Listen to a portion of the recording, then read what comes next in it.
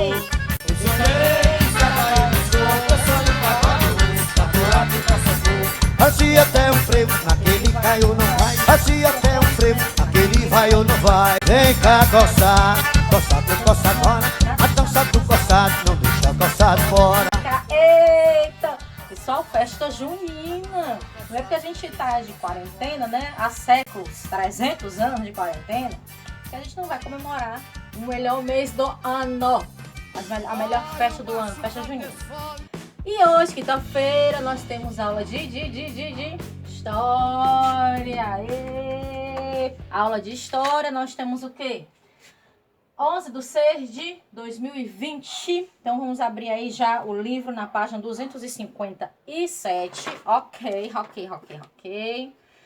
O que nós temos? O Barroco Mineiro, ok? Vamos seguir essa sequência aqui, ó. Barroco Mineiro, Patrimônio Cultural Brasileiro e as atividades. Ok, meus amores. Cadê o ok? Não estou escutando. Muito bem. Vamos lá. O barroco brasileiro é considerado a primeira expressão artística genuinamente brasileira. Originalmente, o barroco é uma manifestação de origem europeia, que surgiu no final do século XVI. Porém, no Brasil foram desenvolvidas características próprias, como o uso de cores fortes e a representação de anjos e santos, com feições afro-brasileiras nas esculturas. Esse estilo se desenvolveu principalmente em Minas Gerais durante o período de mineração. Nessa época, muitas pessoas enriqueceram com a extração do ouro, faziam doações para instituições conhecidas como irmandades religiosas. Essas irmandades eram associações de fiéis católicos responsáveis pela organização de rituais e pela gestão das igrejas. Além disso, promoviam o encontro de diferentes grupos sociais por meio de eventos e com dinheiro de doações contratavam artistas para decorar os espaços religiosos. Olha só, gente. Que riqueza, né? Altar em estilo barroco mineiro no interior da igreja de São Francisco de Assis em Ouro Preto, Minas Gerais, 2008. Aí a gente tem aqui, ó, esculturas aqui. As esculturas de pedra e sabão feitas por Antônio Francisco Lisboa, Aleijadinho, são elementos marcantes do barroco mineiro. Ao lado, a escultura do profeta Isaías, na Basílica do Bom Jesus de Matozinhos, em Congonhas, Minas Gerais, 2015. O patrimônio cultural brasileiro. As obras do barroco mineiro fazem parte do patrimônio cultural brasileiro. Elas são muito importantes, pois nos ajudam a compreender melhor o período colonial do Brasil.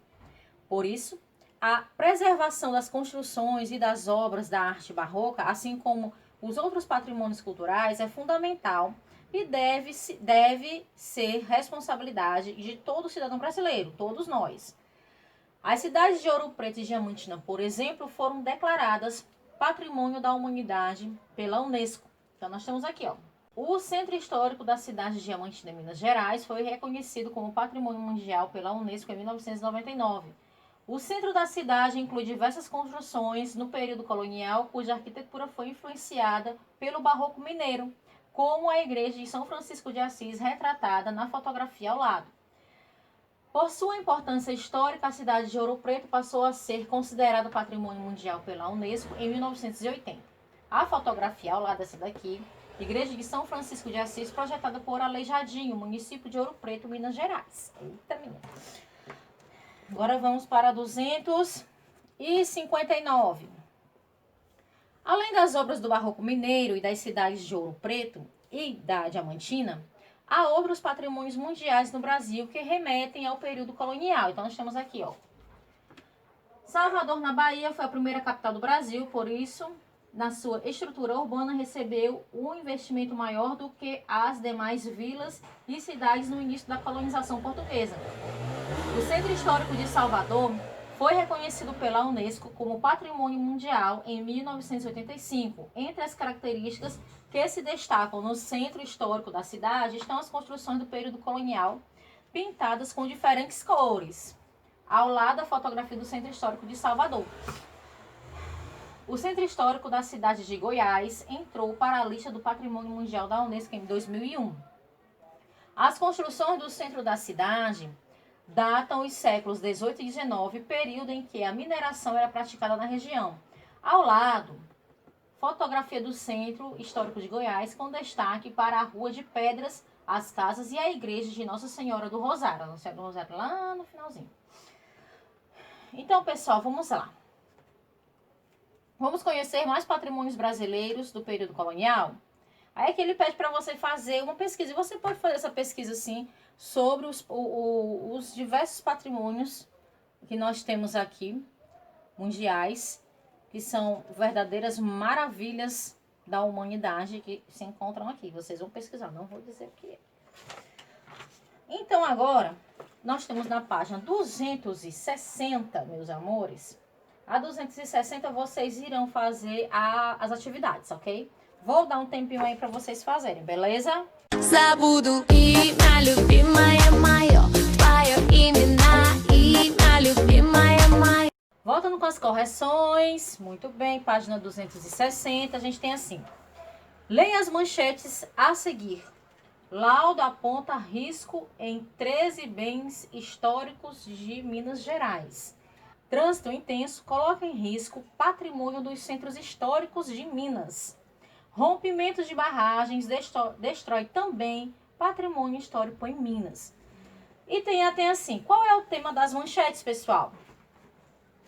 As manchetes abordam algumas ameaças à preservação dos patrimônios culturais de Minas Gerais. B. Descreva as características do estilo artístico presente nas construções religiosas da região de Minas.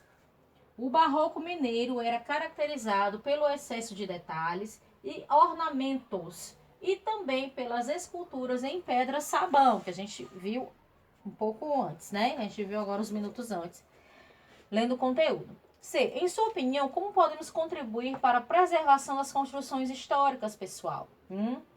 Uma das coisas que a gente pode fazer é evitar a danificação. Porque às vezes a gente vamos muito longe, não. Vamos para nossa realidade. Vamos ali na Praça dos Leões, né? Lá no centro, aqui do centro de Fortaleza, a gente tem ali a Igreja do Rosário. A Igreja do Rosário é um patrimônio histórico, né? E se a gente for ali, é tudo tão acabado, gente. Por mais que os órgãos responsáveis tentem manter, mas as pessoas mesmo são os primeiros a danificar. Lá na Praça dos Leões tem uma imagem, uma escultura da Raquel de Queiroz, que estava totalmente danificada, foi restaurada, mas depois as pessoas fazem de novo. Então, assim, é de nossa responsabilidade como cidadão manter preservado a nossa história, os nossos patrimônios, aquilo que a história tem guardado para nos mostrar, para que a gente possa conhecer, entendeu? Então é isso, pessoal. Por hoje é só. Até amanhã, se Deus quiser. Amanhã, sexta-feira, teremos aulas de português, artes e educação física.